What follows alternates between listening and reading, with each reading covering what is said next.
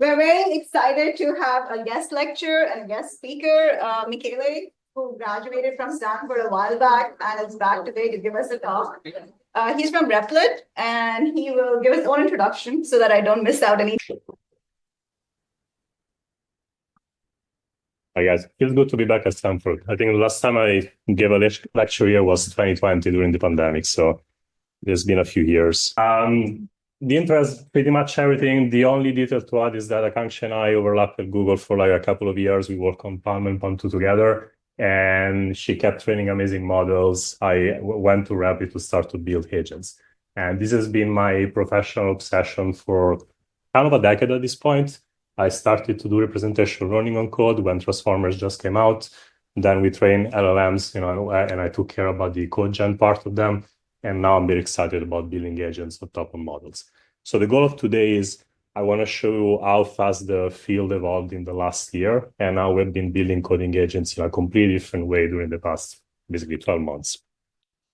So starting from there, the first step is we went from basically building copilots, that has been like the hot product in AI for a couple of years, all the way to creating agents. So we started with autoregressive code generation models. That's when the first GitHub Copilot release happened. And then we created slightly better models that were capable of following instructions. So in that case, rather than just completing the code for you, you could be asking a question in natural language and the model gives you back an entire file generation or multiple files. And this is around the GPT 3.5 era. Then we saw another big leap in terms of performance with the latest frontier models. Basically, they started from GPT-4, and they were capable of doing repo-level code generation and understanding. You could build on top of these models some level of long horizon tasks, so split into multiple steps. And last but not least, we started to see tool usage and computer use. I'm sure you covered both these topics during the previous lectures. I've been snipping your syllabus, so I'm not going to go into detail exactly how they look like. But the North Star here is that the more models improve their capabilities, the more eventually every agent builder will love to hand off all the responsibility over to the models without writing much code around it. So the ideal world is, at the limit, the user expresses their intent in natural language and the model does everything else. We're not there yet. So what is the interim solution that we use today? This is how a coding agent looks like. I think it's very similar to what we've been seeing basically since week one.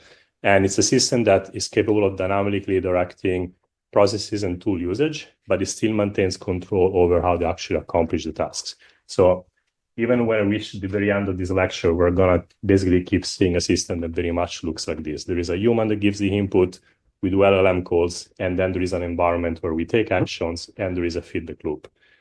Now, why is it interesting specifically to do this with code? I think code comes with a bunch of additional properties that make life more exciting when building agents. Namely, the fact that we have a lot of tools that we built in the last decades on how to analyze code. We know how to do static analysis. We know how to compile, interpret, and execute code. So there is much more richness in terms of signal of what we can get out of that feedback loop. And I don't think it's not going to come as a surprise to you that agents kind of started from code. Like the first exciting applications of agents that we've seen in the industry, they started from here. And in a sense, I feel code always predates almost every other capability. Like we start to take a new generation of models, they get pushed as far as it gets on code, and then we find other domain areas. But I know I'm very much biased, but to me, like the most exciting applications of agents today, of course, is still revolving around code. And so like any field, you need evals to understand if you're making any level of progress. So Copilot started with a different set of evaluations. Back in the days, we had human evals, MVP, MVPP, and so forth.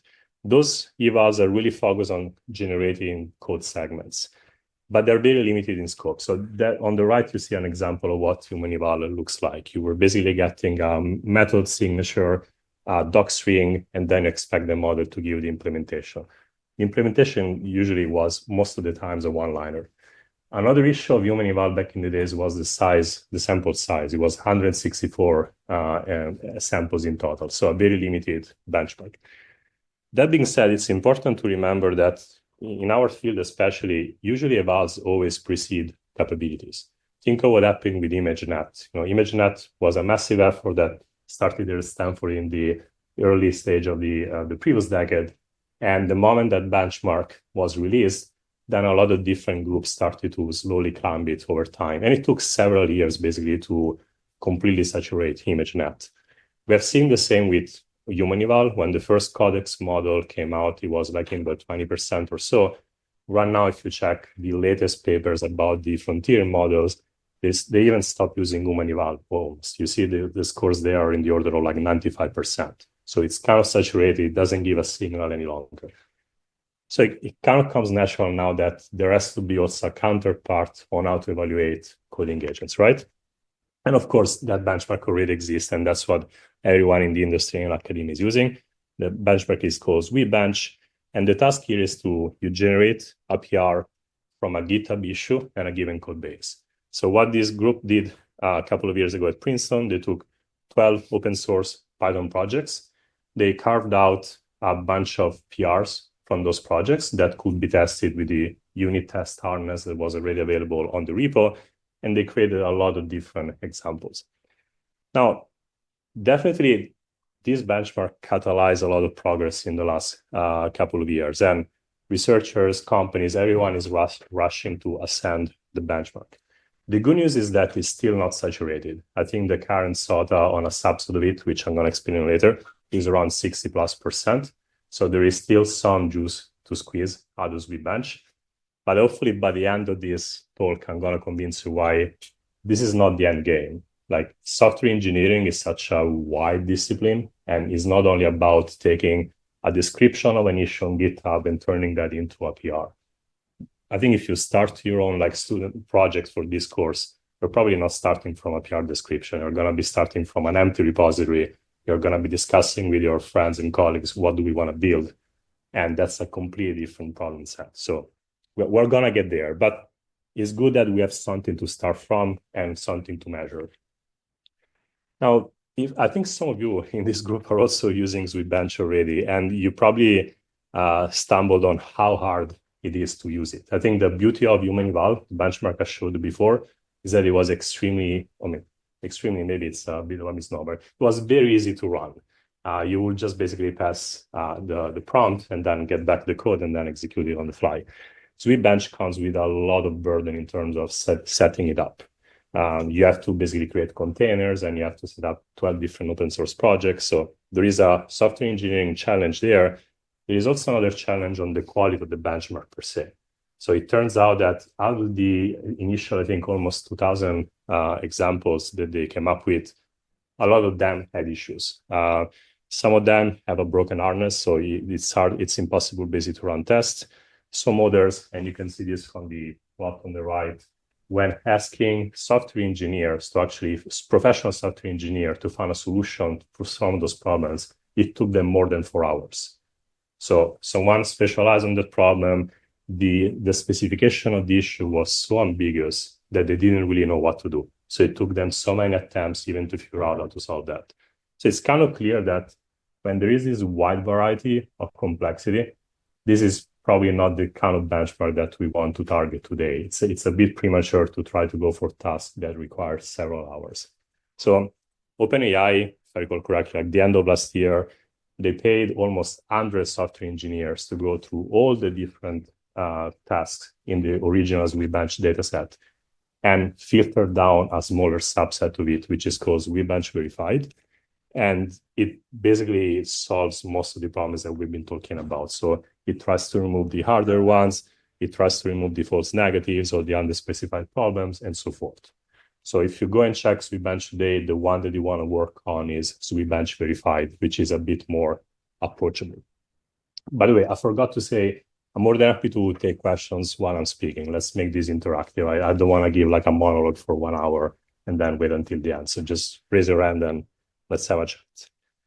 Okay, so we set the stage. We talked about evals. We talked about why they're important. So it's time to start to talk about coding agents. So the first attempt, and probably like the one that kickstarted the field, especially in academia, is WeAgent.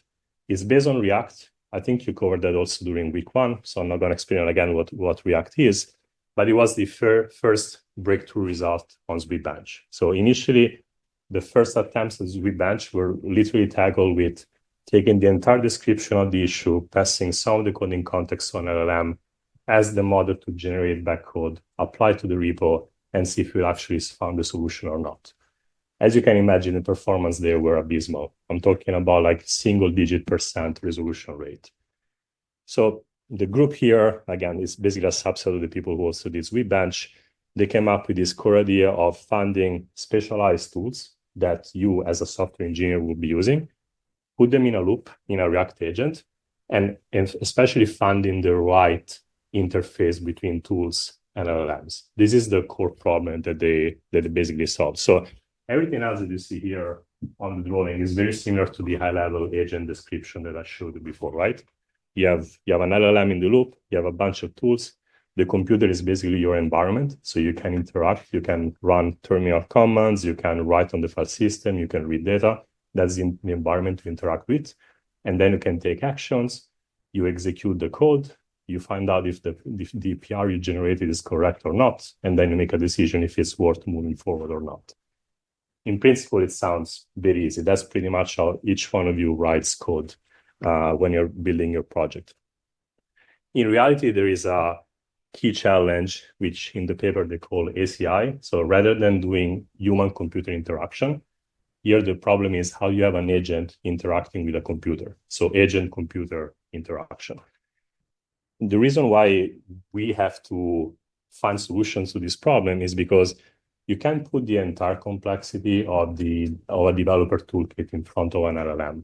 You can't just tell a model, these are all the shell commands that are available, and these are all the files that are in context, and these are all the different tools and techniques you could be using. Now go ahead and make it happen.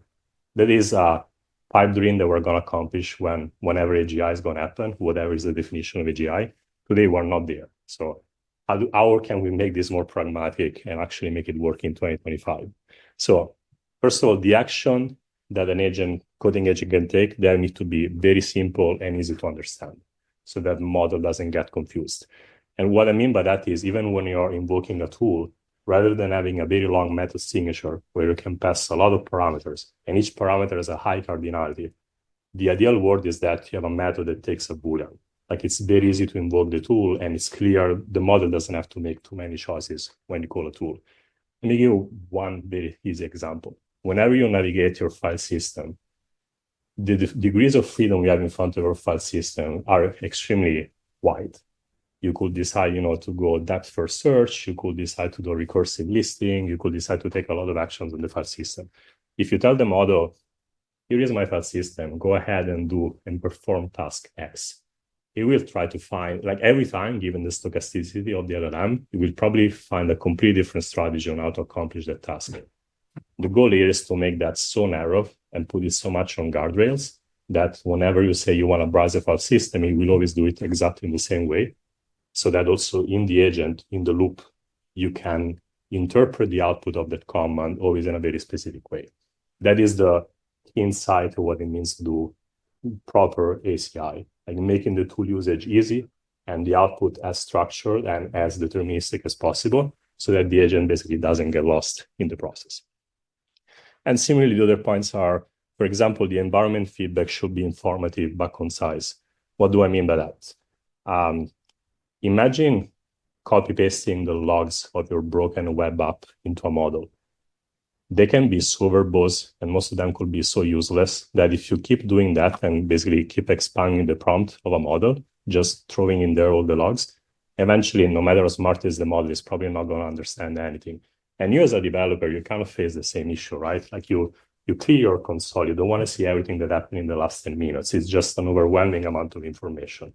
So you have to treat whatever you're building with your agent with a very similar principles.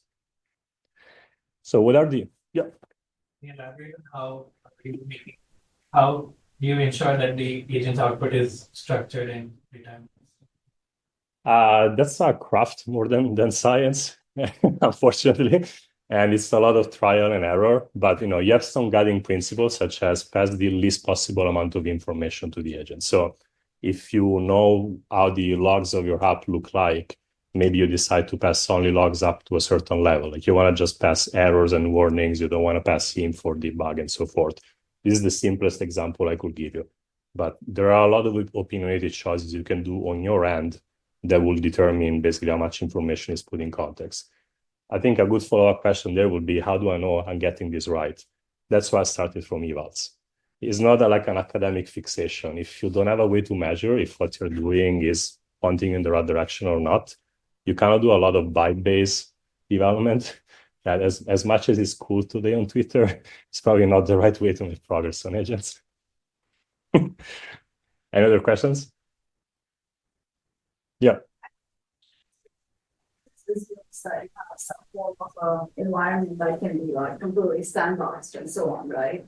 Well, is that true for the real world applications that you go actually deploy with Replit and so on? Like, is that assumption even true?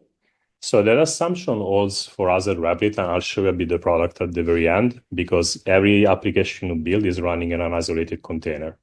So we cannot know the boundaries of our world. The moment you want to do this in industry with like a real world code base, things are much harder. Like you might have a ton of microservices and everything has slightly different specifications. And that's why we haven't seen yet an agent that is capable of refactoring large code bases. It's probably like the most financially like amazing thing you could be doing with a coding agent today. You know, if you show up at a bank and you say, I'm going to take your COBOL code base and I'm going to turn it into Java. As boring as that sounds, it's probably you can cut any contract size if you're capable of doing that. But these problems are hard because of the basically open world assumption. Yeah, it's a very good point. Okay, let's go. So let's go through the building blocks, which we're gonna basically carrying over until the very end today. But the first time that they were enumerated, it was in the SWE agent paper. And again, if you ever written code in your life, this should sound very familiar to you. Whenever you're attacking a problem, the first thing you want to do is you want to search the files that you want to edit. So if you have an idea that you want to change component text in your web application, then you're going to go and find them in your file system. Then you want to be able to view the files. And like in this case, the choice that they made was to have like a viewport, very similar to you, like opening VS Code. You're not going to be reading a very huge file, right? Your focus will be on a subset of a source file. Then you have a file editor, like literally the action of deciding, I'm going to change the code. So the diff that is going to be generated by you. And last but not least, and this is deceptively tricky, is how do you do context management? So how much information do you have to recall from the previous changes that you have made? If you ever embark into a refactoring task yourself, you know that, say, you change a class name and some method definitions somewhere in your code base. And you need to then find all the different instances where that class is used. You need to change the way in which the methods are being used. So how far back do you want to go in your memory? How much of the information do you want to keep? And that's the same problem that I've been repeating already a couple of times. You can't afford to pass the entire information that the agent has been seeing in the trajectory, because eventually the performance is going to drop dramatically. Let's go to the result. I already spoiled them before, but this was the first major, almost like step function improvement we've seen in coding agents. So we went from like single digit just by doing basic LLM usage plus RAG, all the way, to 18% with what back then was the best model available, GPT-4 Turbo. And with they're running an ablation study here, so I'm gonna show like in detail what allowed them to go all the way to the number. So this is the ablation study I'm talking about, and the reason why I'm trying to highlight it is not because this is by far exhaustive, or is also something that probably you wouldn't be doing today, because this is almost 1 year old at this point. Where I want you to put the attention is, again, the fact that you need to have a benchmark in order to make some of these decisions. So for example, I talked about the file viewer, right? And they decided in their paper to have a viewport of 100 lines. You might say, why not 50? Why not 200? Why not the entire file? And it turns out that 100 in their ablation studies was kind of the sweet spot. And you can understand why. Like if you always pass the entire file, you exhaust the context of the LLM very quickly, so you can't afford to do that. If you're only giving a very small chunk of the file, you don't even have the kind of like peripheral vision of what is happening. Like maybe you have a method definition, but if you have 100 lines, you also get the class definition. It's far from perfect. These are all heuristics. But again, like having an eval that you can run on the spot allows you to understand if you're headed in the right direction. Similarly, they show that how you should be doing search on the file system, how you should be doing file editing, and so forth. So some examples, I think maybe this one we can skip. Yeah, here the key idea is you could either try to rewrite the entire file, or you could try to edit in place. So you could try to generate a diff. And last but not least, if you can afford to run a linter and an LSP, you can basically statically analyze your code and find out if, say, you introduce a variable usage that has not been defined, or you're calling a method after you did the edit that doesn't exist.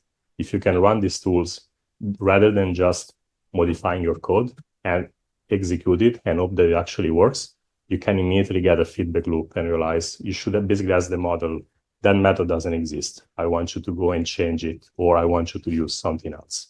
So this list could be much longer. Like there are a lot of different heuristics you can use to make edits more powerful. And we're going to be talking about how edits are actually done today. It's even more advanced in this. Similarly, search. You could decide to basically open entire files. You could decide to do something like iterative search, where you find like a few instances, and then if you find out that they're not enough, you keep searching for more files. What worked best in their case was to do summarize search, which means they open all the relevant files and then they summarize the information about them. And think about it, when you create your own PRs, you don't have to remember all the details of the relevant files. Sometimes you need to know, okay, that class does X, and that's why I should call that method. Like you just need the high level of what something does. So that's the intuition. The LLMs are amazing at summarizing. You pass like a large code definition, and then they give you like a two-liner of exactly that does. So you can represent a file system basically as a set of one-liners of what each file is about.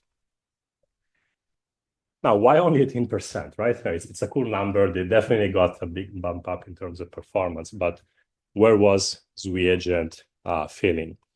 And here you will see in the plot the following. On the x-axis on the left, we have the number of total steps, which is basically how many React loops we are taking.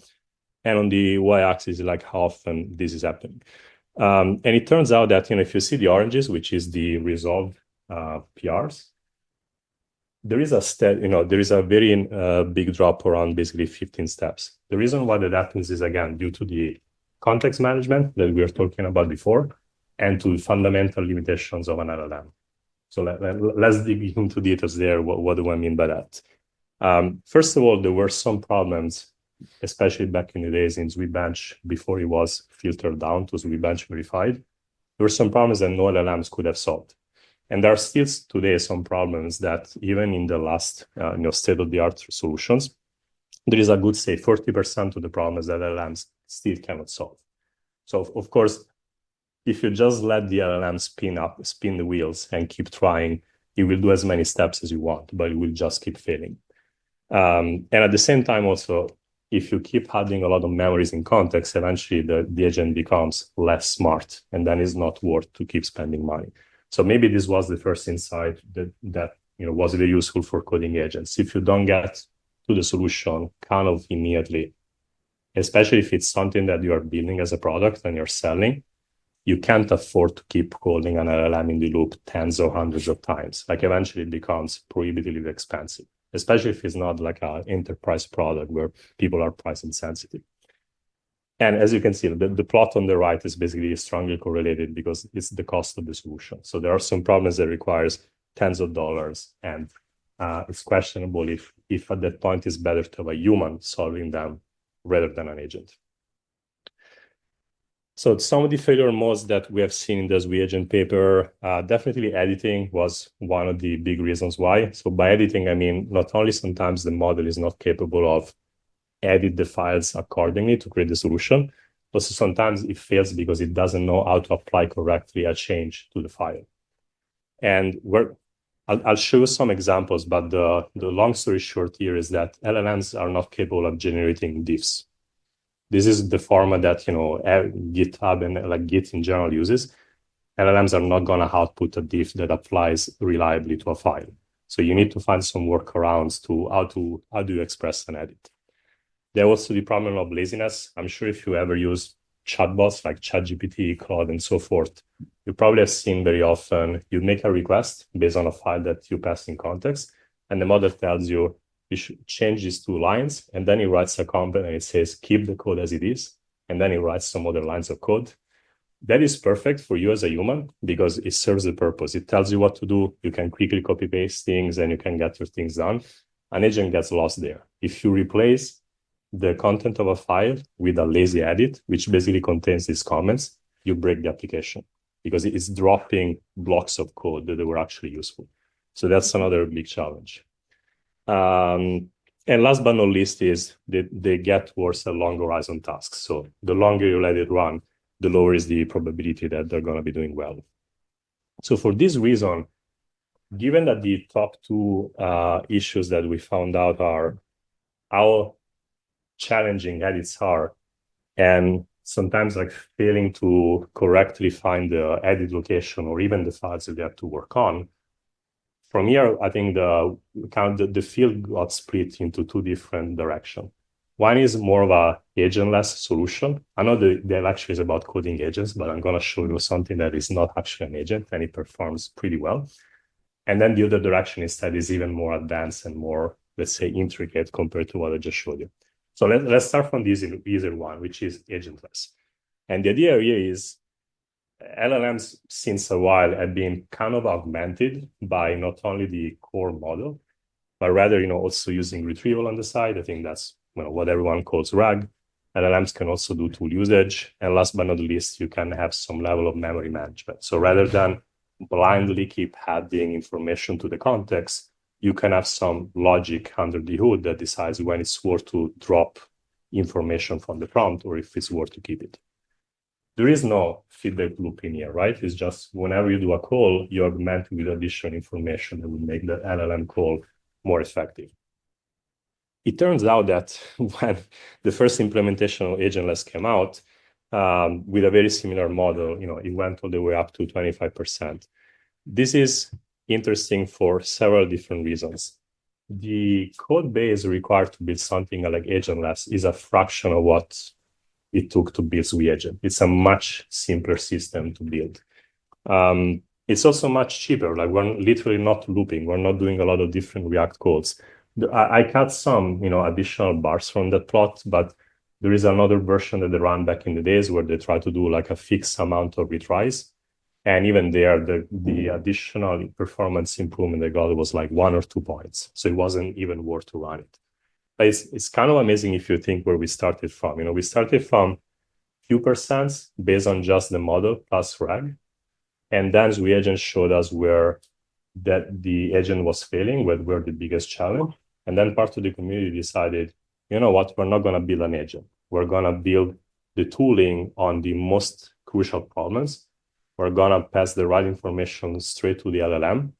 And this is going to bring us very far, which is the case because basically they beat the SWE agent SOTA back in the days. Now we can start to talk why editing is not easy.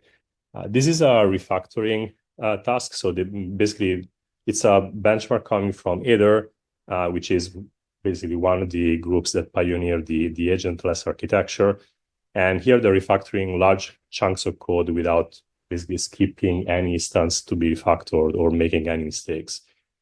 I'm showing this to you because I want you to look at how wide is the variance between models that are kind of seemingly in the same class, or like they were not released so far apart from each other. Claude Sonnet is definitely at the top, is crossing 90%. Surprisingly enough, it was performing better than O1 Preview, which is one of the latest reasoning models from OpenAI. But I think it's also more interesting to take a look at the long tail and how quickly it drops. So I think that there is often a misconception in the industry that whenever a new generational model comes out, they're all kind of equally capable on certain types of tasks. That couldn't be possibly more false. And once again, it seems like I'm trying to teach people to do research here. That's not my goal, but I can't put enough emphasis on why evals are important. This is not revenge. This is a very small bespoke task, but it was very important for them to create it because they realized, okay, if I want my agent to do refactoring, this is the model I should be using. And there are models that are amazing at being chatbots. I think like if you use, GPT-4 Omni as a chatbot compared to Sonnet, you probably don't see much of a difference. But when you put them in front of a refactoring task or an editing task, the gap is extremely wide. This one is purely about editing, so it's small coding exercises where we try to add new code, on a small file. And again, even here, you can see something like CodeStral, which is a model that Mistral train focus on code completion. It has probably like a 30 points gap compared to O1. The second bar there is Sonnet precompiled as well. So like they seem to belong in a completely different league. I'm not going to go into speculation on why they are better. I think other people know much more than I do. Definitely, it's a combination of better pre-training, better post-training, and possibly like collecting a lot of high-quality data. But again, it's important to be able to have communities that are creating all these benchmarks so that we know exactly what is the best option to use at the right time. There is so much you can do in building a better scaffold for the agent, but if the underlying model is not capable of doing code edits, you're not going to be able basically to build a good agent. It's still the core intelligence is coming from the LLM, not from the scaffold. That's another view which I like over like the performance of models. And you can see that most of them have not improved at all over time. Like even if you take GPT-4 Omni, they had several checkpoints throughout, the last months. But some models have been climbing this skill, like the Quen models have been like climbing the editing capabilities over time because they put effort as a team to make them better on the task.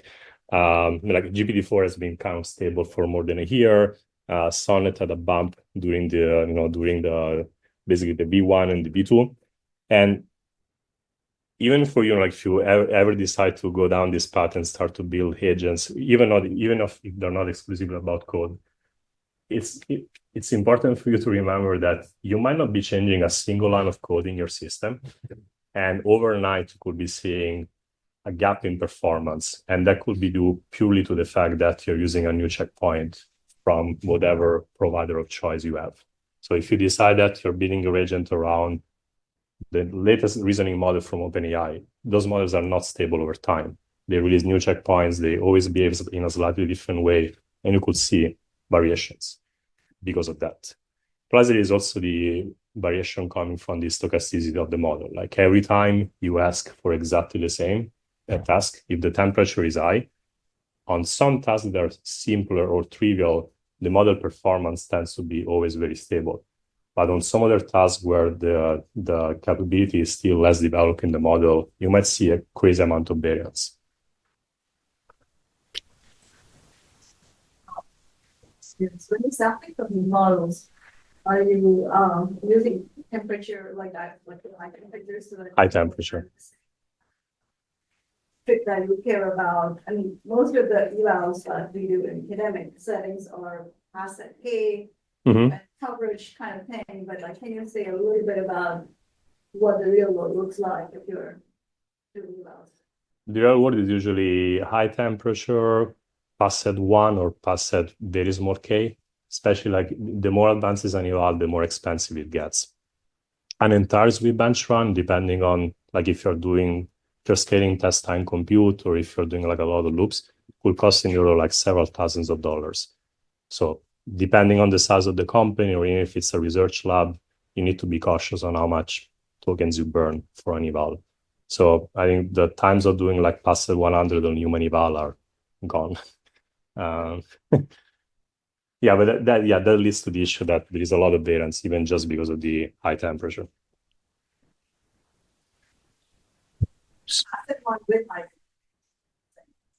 Most of the quick evals that like we try to do, say like on a daily basis to make short-term decisions, they tend to be high temperature, past 1, in the order of say hundreds of samples. If the gap is very small, I never consider it statistically significant for obvious reasons. But if I say like a 5+ points, then my vibe check tells me there must be something there. That's the harsh truth of building things fast. Okay, let's go to to diff formats. So that's what I was hinting at before. Most of the diffs that you see even when you download your PR from GitHub, they look like the left. There is also like a different diff format, like the line diff in the middle. Unfortunately, the canonical diff representations perform very poorly. So all the state-of-the-art coding, either agents or assistants or like anything basically out there that is capable of editing code in place, they end up creating their own bespoke format. So like the one on the right is coming up from one of the papers that we have been testing. There are a lot of different variations of them. You will see some diff formats that have XML tags. The reason why they do that is because we know that XML tags tend to work very well for LLMs when they want to structure the output.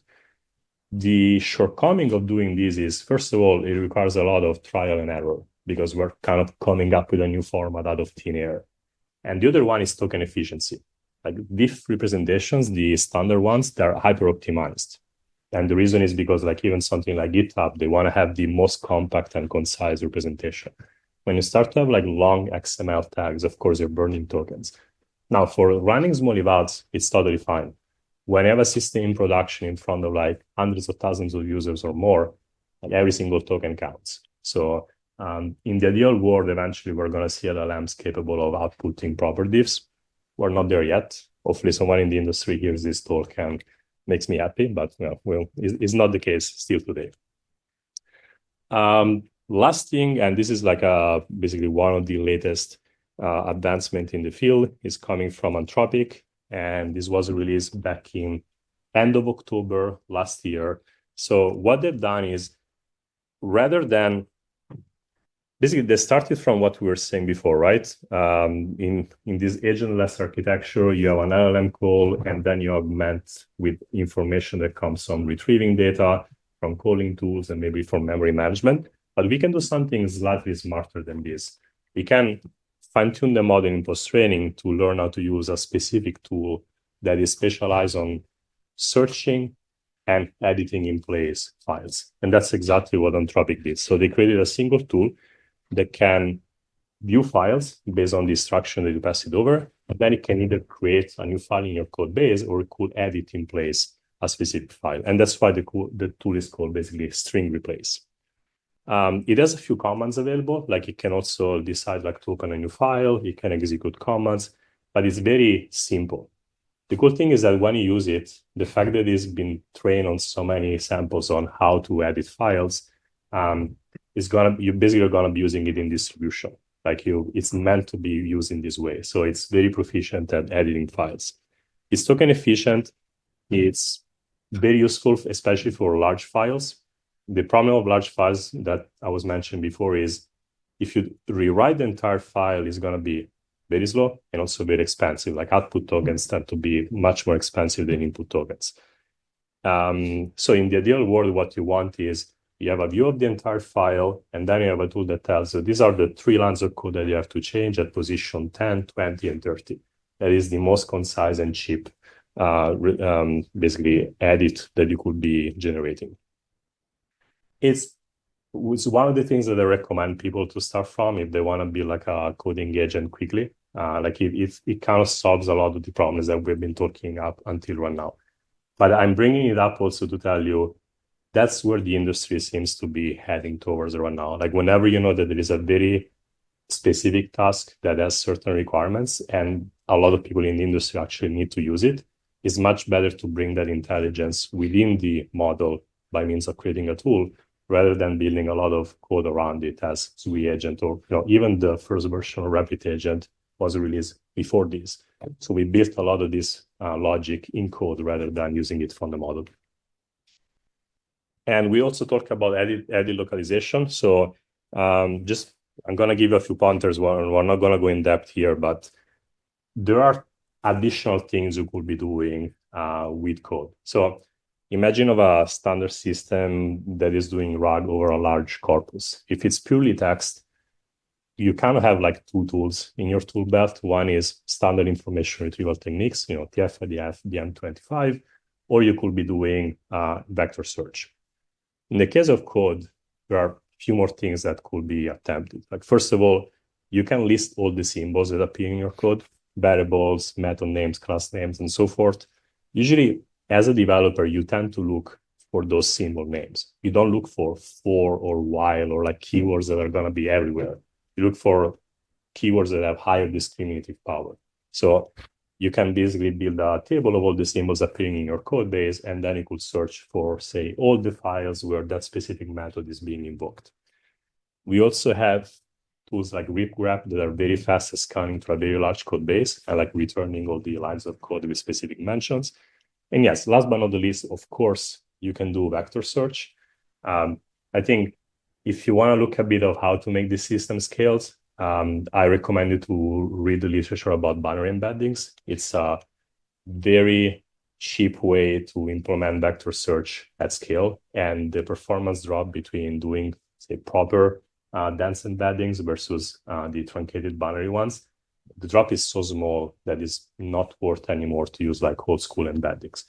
This is something that we learn at Rapid, and we make it scale to the large code user base that we have by means of doing that. So happy to take more questions about it after. I know it's not very much agent related, but it's more to make you understand that when you want to actually make the system scales, it's not only about picking the best model and finding the couple of hard problems to solve. There is like a cascade effect of things that you need to optimize and make scale in order to make like the entire system affordable enough. Okay, so we went from the agents as architecture, and now I'm going to give you like an intro about multi-agent architectures. Any questions about what we just talked about before we do another deep dive? What's whatever was proposed before this RAG-based technique, like how far does that take you in the practical world? Agentless, or what was done even before WeBench? I think it's super practical.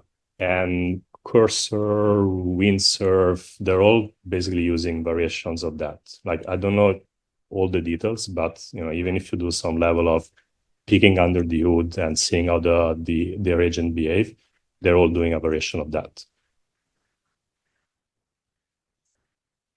App building is a bit trickier than that, and that's basically what that's gonna be like the closing where I explain a bit how Rapid Agent works, because it's not even like a different level of complexity, it's a different instantiation of how you build coding agents. Yeah. Share a little more detail on the like bringing intelligence within the model versus building code around it. Like, what is sort of the distinction? Will do. I'll get there. I have a build up to, and then ask me questions if I didn't make it clear, okay? How large are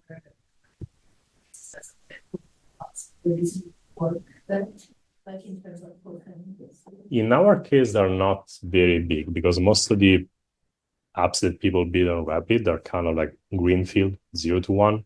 Sometimes they import all their smaller repositories, but they don't tend to be very large. And we don't index all the large tree of dependencies that they import. That problem is much more relevant when you end up in like an enterprise setting and you want to have an agent that runs on your code base. And there are places that have like billions and billions of lines of code. So in that case, indexing is not as trivial as even I was explaining before. Like even if you have a vector search over such a large code base, it's probably not a good idea to have a single index across the entirety of it. You probably want to split it per project or at least per programming language. So yeah, I think and a middle ground between these two extremes is local editors like Cursor, Windsurf, and so forth. They tend to work with usually larger code bases. And that's why you can ship your code to their servers and they're going to be doing indexing on the fly with their own embedding models. And then the search is not happening in local, it's happening on cloud. Yeah, but I would say that the largest ones that you realistically work with in local are, say, hundreds of thousands of tokens, give or take. you see more this research happening in both like more towards like localization, like having to have a practical like localization, as opposed to RAG, or searching over like large code bases or large knowledge bases? I see papers. I wouldn't say there is enough going on there, unfortunately. And like maybe it's a recommendation if any of you wants to do research in this direction. Localization is a big problem. I think it's also a problem where as an independent researcher, you can actually have a lot of impact. Versus edits, it seems to have become a problem that model trainers want to solve, like for obvious reasons, like doing edits reliably is something that eventually the large frontier, models will have to solve. While localization is a problem that is always going to be offloaded to the agent builder. We were talking about diff formats earlier. So you're just asking which diff format works best for the model for the agent. That's a great question. I don't know how much I want to answer for two reasons. The first of all is I don't think there is a proper, like there is not even like a paper out there with evals across a lot of different formats. I've only seen papers that describe one format and they show that it's better than the baseline. I haven't found a survey. It might be me not having found it yet. Usually survey papers take like a year plus before like a PhD student decides. The field is so wide and crowded that I need to write a survey paper. But they're all like variations of basically what I showed you. They are more verbose than a standard diff format, and they tend to have like block definitions that are much wider. And they don't rely on this syntax that usually like where a model gets lost.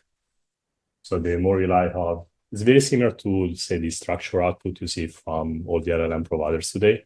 Like you define a schema and you say, okay, I expect this field to appear, this other field to appear, and that's how these bespoke diff formats look like. I wish I knew the answer, to be honest. And I also think that this is something that changes continuously. Like every time I try a new model with my team, we are kind of reinventing a bit of the format that works best for each one of them. So maybe another thing that I want to debunk is whenever you hear the AI pundits saying switching costs between model providers are very low, it couldn't be more false. Again, if you're building a chatbot, sure, probably true.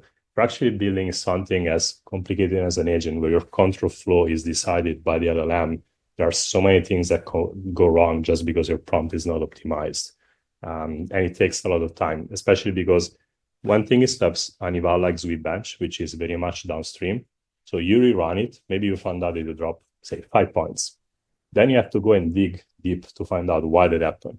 Is it because my prompts are not optimized? Is it because, Gemini versus Sonnet expects a different output format? Like there are so many reasons. So that's another thing to keep in mind. Is not, you don't just switch model provider and things are magically better, unfortunately. People use these benchmarks and then somehow get the model providers to come to consensus on the format. You should give me the answer to that.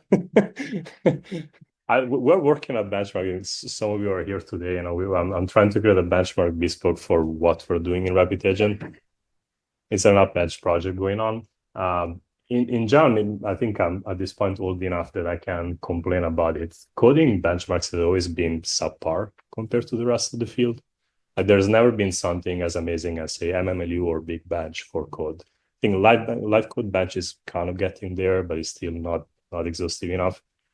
I wouldn't be able to answer why. I don't know if it's because, I don't know. Maybe like coding became important only when research kind of stopped to be public, because that's what is going on. A lot of LLM research is not really public, so we don't know what's happening. Like maybe Anthropic and OpenAI know everything internally, and none of the alpha leaks out to us. But in general, benchmarks are not really there yet. The other challenge is like something as Bench is very hard to create and set up and run. So like they become even more complicated it's hard to get excited a researcher to build something like Bench. It's a lot of work, like a lot of engineering work as well. Well, I can see why. Anything else? Okay, that's good. So on the switching costs, you mentioned between provider or like vendors or. Yeah, even between models, by the way. Models. Yeah. So even if you just stick with one vendor, you would still every 3, 6, whatever it is months, face these switching costs because the way that. Let me give you the most glaring example. Think of, you only use OpenAI and you decide to move from 4Omni to any reasoning model there now, like O1, O3, whatever is coming next based on some Altman tweet from a couple of days ago. You will have to change completely the way in which you express your prompts. Like reasoning models expect you to structure prompts in a different way. I think they call it don't do boomer prompts, which was like a very questionable marketing. Like they expect you to be much less verbose, and they expect you like to don't be too prescriptive with the reasoning model versus with a chat model, you keep using them as we are doing today. If you take only reasoning models and you compare version 1 of one versus version 2 of that, or model 1 versus model 2 of the same vendor, you compare it to. That is the least disruptive change that usually would have to go through because they tend to be incremental improvements. So intra-vendor is less disruptive. Intra-vendor is a bit better, yes. But like even intra-vendors, sometimes they decide maybe before structure output came out and became available with every vendor, each different vendor had a slightly different recommendation on how to try to induce structure in the output of the model. And now everyone tells you, use our structure output feature. But say you were building a product and you wanted to have optionality, you wanted to use 3 providers. Each one of them has a different implementation of structure output. Each one of them has a different implementation of prompt caching. And all in a sudden, your code base becomes far more complicated than it should be. It's like you're building software and you need to support different CPU architecture. That's what like cross-compiling solved, decades ago. It still remains a very painful problem. I feel we are kind of seeing exactly the same today, It's going to converge. Are you certain? I wish. I mean, of course, we all wish, but like the industry history will tell you otherwise, right? We didn't even manage to converge on CPU architectures. Like we had, x86 and ARM, and even if you were like an embedded engineer, you would wish, okay, at least metal is the same for everyone, and it's not the case. Or say AMD finally comes out with proper GPU support, they're not going to have CUDA, so people would have to reinvent their skill set from the ground up. I feel it's going to be similar here. Maybe it's not as painful. It's not like moving from CUDA to MLX, but yeah. No, I mean, everything is equally fun for me, but yeah, let's go through the multi-agent architectures. So in the ideal world, like when we wanted to build the simplest possible agent, we will just have a global context and a coherent trajectory. So what do I mean by that? You go to a React loop, you take an action, you put back the observation in context, and you keep looping. There is a practical limitation on why we can't use a global context. So first of all, and we finally reached one of my favorite plots, there is a poor long context understanding that LLMs are suffering today. This is a DeepMind paper from, I think, end of last year. You can Google it, it's called Michelangelo. And it shows you like the main takeaway is very simple. Even with toy problems, the performance degrades after you go past 2,000 tokens in context, and it drops even worse after 32K. So even if every vendor out there brags about the fact that they support 200,000 tokens in input, 1 million, 2 million, the truth is that is good enough to do a needle in a haystack. Sometimes it's also good for multi-needle in a haystack. It doesn't mean that you can use the entirety of that context to just throw instructions and memories and logs from your agent and hope that the model will distill all that information and always make the right decision. To the extent that the more tokens you're using in input, the more weird behaviors you will be experiencing, such as the model doesn't choose to use the right tool or it doesn't output code. Like the more you go to the far right, the more unpredictable the behaviors of model become. So that kind of forces you to always keep kind of like a soft limit of how much your prompt can actually grow, which is far smaller than the allowed prompt size from the vendors. The other problem is how many tools actually models really support. Yes, in principle, if you read the recommendations, they tell you they definitely work well with tens of tools. In practice, especially for something like a coding agent where tools definitions are far from trivial. Like a tool is not, I'm going to call the API to check the temperature at Stanford.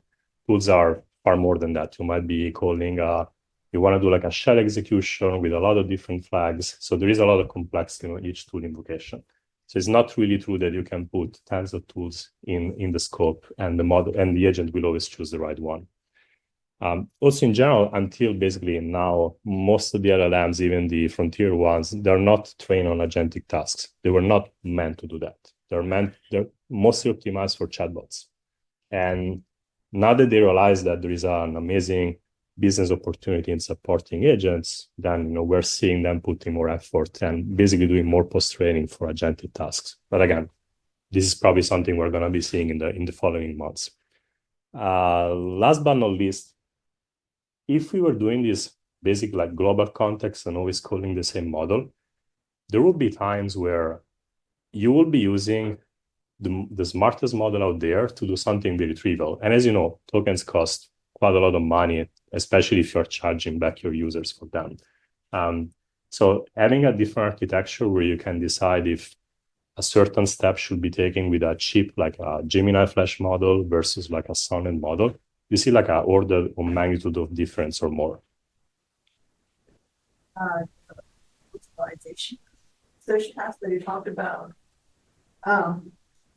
comparing the current models, the generative models versus vector embeddings, which is cheaper. Of course, the embedding should be cheaper. Much cheaper, yeah. Which is better? Unfortunately, generative models. Yeah, if you just wanna retrieve, then of course, like it's much cheaper to do that with vector search. And if you only care basically about recall, then vector search is enough. If you care about precision and especially like re-ranking, and say you have 50 candidates and you want to keep only the top 2 of them in context, no matter how smart you try to get with the re-ranking, the best re-ranking, of course, will come from a model that reads the code and tells you this snippet of code is the one related to your code base, and then select it. So I'm not going to have time to talk about this today, but there are this concept of single hop RAG versus multi-hop RAG, where if the task is easy enough, you probably rely only on vector search. If you find out that the agent is getting stuck, then you can decide to put more money. You throw more money to the problem, basically, and you put the code in context on an LLM. Yeah, great point. Okay, so this is the premise why we care about multi-agent architectures, in the sense that we take the high-level agent we talked about today, and then we factorize it into modes. And each mode has a different way to do context management. It has only a subset of the tools in scope, and it can also select which kind of model it needs. If you need the smartest model to do edits, you will be using Sonnet. If you need something that can just parse through a large amount of code, maybe you're going to be using Gemini Flash and so forth. So it gives you this kind of optionality. One example in the literature, just to show like how far this idea has been taken.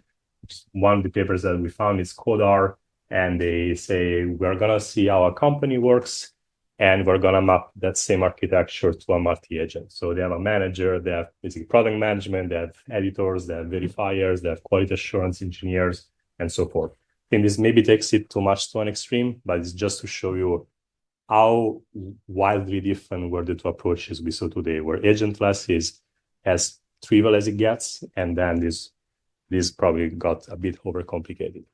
But a good middle ground is something that you're seeing today also in some of the code editors, and also like Heather has been pioneering as well, is this combination of using a reasoning model to do planning, and then using model that is better suited to apply code edits. And in that case, it could be like a chat model such as Sonnet. So the idea here is you separate the two steps. Reasoning models, they seem to be doing extremely well at debugging code today. So they can take a lot of coding input. You can have a high level description of what is not working. And by means of reasoning and scaling test time compute, they usually do a much better job of any other model to pinpoint where the issue is. And then at least how things work today, you can take Sonnet and then go and edit the code in place and replace the few lines of code that are broken.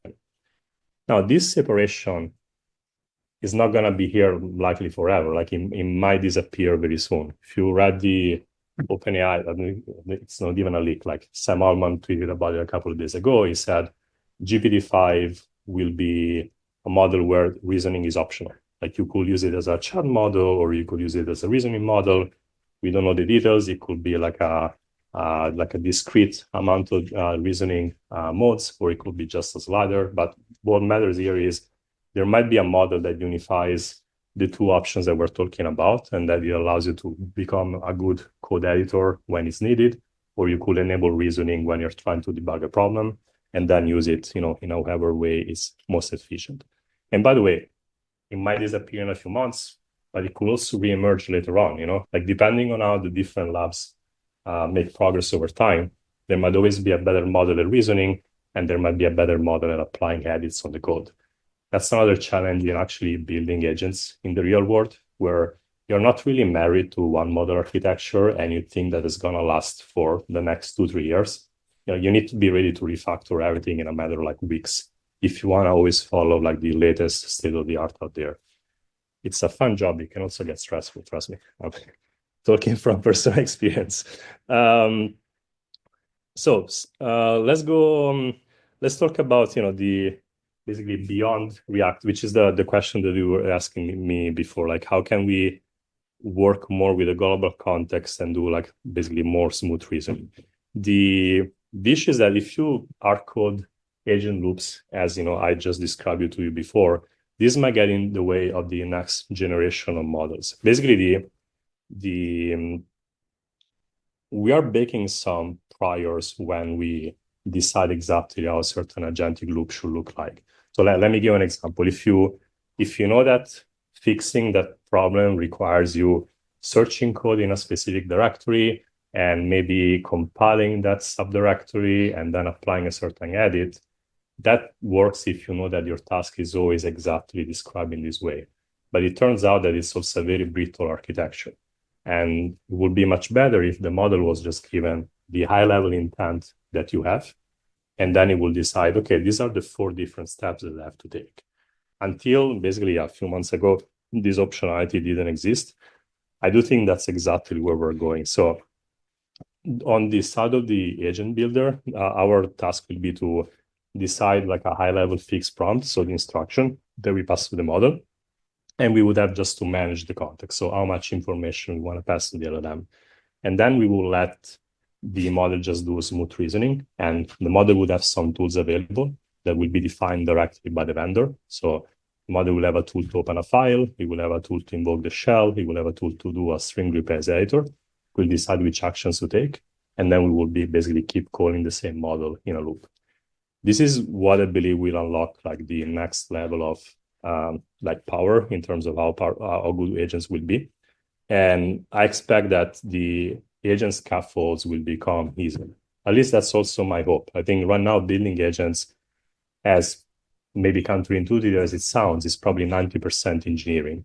And it's very close to doing distributed systems. Like agents can fail in so many different ways, and you need to do like some level of defensive programming to make sure that things just don't explode, and that you always give a perception to the user that progress is actually being made. But it's extremely hard feat of engineering, rather than doing a lot of AI, which is probably what some people expect.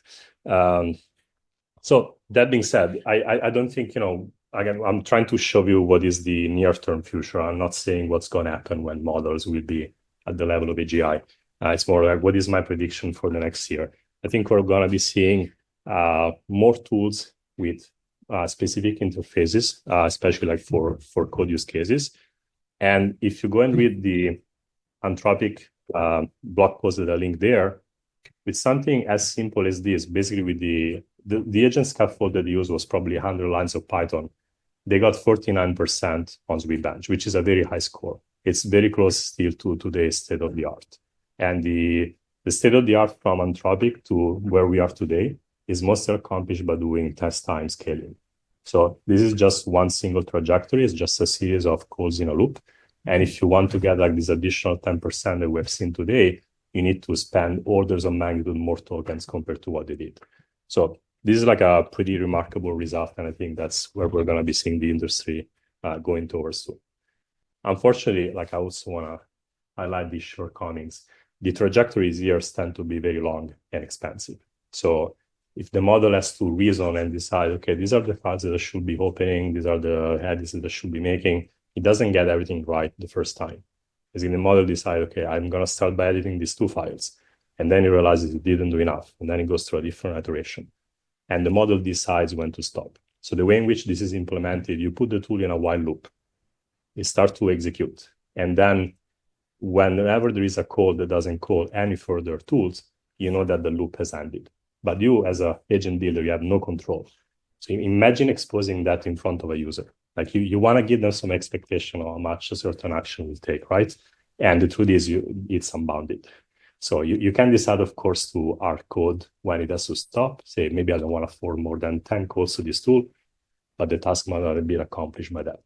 So in principle, it's very exciting. I think it is making us rethink how to build coding agents.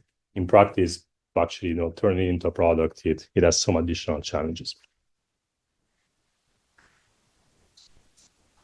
Since I guess you can probably trajectories are like relaxing the previous like agent framework. Yeah. How these like new generating trajectories like follow like a different thinking pattern than like previously defined. Yeah, they do, because they are much smoother compared to you defining exactly how the React loop will look like. And they can make decisions on at each sub loop in this, let's call it routine, they decide which tools it should be calling. So you don't have any control. It's the model having full control across the entire trajectory of what you will be doing. Success, actually, we're successful before. Like what are the reasoning patterns for yours? For this one compared to other like successful like Swift bench runs, the key difference here, these trajectories are longer because in a sense they're less optimized to be as concise as possible. Like if remember when we talk about agentless, there is this split between locator and applying the edits. A lot of the logic and complexity is at the locator time, like it's finding the right files. And this tool doesn't have that capability. It doesn't do like vector search. It doesn't have a lot of complexity of doing the best possible locator. But it ends up finding the right files by looking at the directory structure. You literally pass a list of all the files available and the files, and then it decides which ones we use.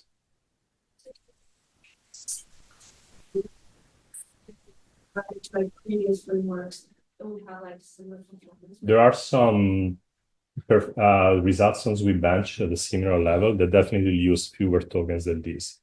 But I would argue that as an agent builder, this is much more elegant and we will require you much less effort to build and maintain. But then, yes, you will transfer that complexity from your engineers to your users. Like it will cost less to build an agent, but then it will be more expensive for the person who buys it, or it will be more expensive to run an evaluation. Yeah, but I think like anything else that I've seen in AI, usually we extract the capability in some like very ingenious ways, and then eventually there is always a trajectory to make them cheaper and more affordable. So at least like as an insight is very powerful. And I think in the next few months, we're going to see how to actually everyone will put it in production. Okay, I think I should be moving fast because I have a few minutes left. Okay, this is where we're going to end. It's the last chapter. So we talk a lot about, if you think about it, creating PRs. So we are starting from projects for which some code base is already available. Then there is an engineer who described an issue that the code base has, and then our agent goes ahead and tries to locate the right files and applies edit. Then we talk about like different strategies on how that can happen. The truth is like there are many other things that you do as a software developer. You don't only do PRs, and especially when you try to build things 0 to 1, your effort is completely different compared to landing in a pre-existing code base and finding which small parts of it you should be editing. So, and this is literally like something that's been happening a lot in the last few months. There are a few other benchmarks out there where we have been testing models head-to-head on generating, let's say, UIs from scratch. So one of them is under the LMSys umbrella. I'm sure you heard about LMSys. Probably web dev arena is still not that notable, but the idea is you do go there, you write a prompt. In this case, I wrote build me a Twitter clone, And then there are two models in parallel that are trying to generate that interface. And then the arena is asking you to rank which one of the two you prefer. And that's how you're going to end up basically getting the ELO score. And now it shouldn't come as a surprise, but all the models that are on top on the leaderboard today are Sonnet 3.5. If you ever use Claude AI, I'm sure that you try the artifact feature that they have, where sometimes, depending on what you write in the prompt, they build a small web app on the fly for you. Why are they so good at that? Because they're basically capable at this task. The model has been post-trained. The model has been post-trained on a lot of examples of how to build small web applications end-to-end. And that's why it becomes so proficient at this task. Another one that is also getting some attention is the Zui Arena. It extends the chatbot arena, it's like very famous with code execution. And again, it comes up with an ELO score. Basically, it generates code on the fly. Rather than being simply a web application, it can run a bit more a variety of different programming languages. But the concept is exactly the same. Like, can we take a simple LLM and with a single shot prompt, can we generate an application end-to-end? The reason why I'm excited about this is because this is one of the core principles of what we use to build Rapid Agent. So I don't know how many of you will know about Rapid and us as a company and as a product, but the mission that we have is to democratize software creation. Like, I want to see 1 billion people eventually becoming software creators. And we're going to accomplish that not by making writing code easier, because that's the barrier of entry to that is still very high. We're doing that rather by, nice dog. We're doing that rather by allowing people to create software just by specifying their intent in natural language, and then the agent builds everything under the hood. And one of the insights that we use to build Rapid Agent is the following. We think of it as a composition of what I just showed you and what we talked about basically for the first hour today. There is an initial phase where we try to rapidly generate a working application. And maybe we bring in a stack choice. So you could be building a JavaScript app, you could be building a Python script. So you go through the process of selecting what you want. And the first goal that we have is the application we build must run, must look good, like it must have a nice user experience. And the moment you do that and you make it happen, say in a couple of minutes, you really capture the attention of the user. And a lot of non-engineers out there, they desperately need tools like this one. If you're a designer, rather than spending a lot of time on Figma drawing your UI, you could try to generate it with an agent and basically put it in front of your colleagues or your customers. And similarly, if you can build an internal tool very quickly, a lot of people basically would start to create software.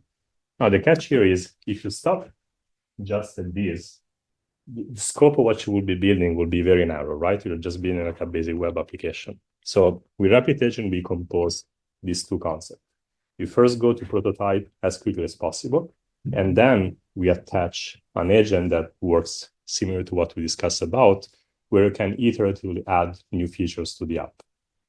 And just to make things different compared to what I told you before, we keep the human in the loop during the process.